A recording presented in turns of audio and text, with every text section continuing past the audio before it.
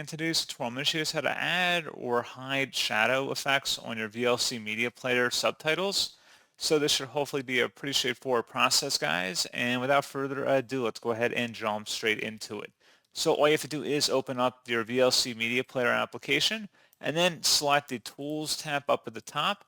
Go down and select Preferences and then select the Subtitles/OSD button near the top here. And if you go down underneath outline thickness versus add a shadow, if you want to uncheck that, that'll disable it. Otherwise, you can check mark it to enable a shadow view or thickness there for the subtitles. Select save to save, and that's all you have to do. So pretty straightforward process, guys. And as always, thank you for watching. I do hope that was able to help you out, and I do look forward to catching you all in the next tutorial. Goodbye.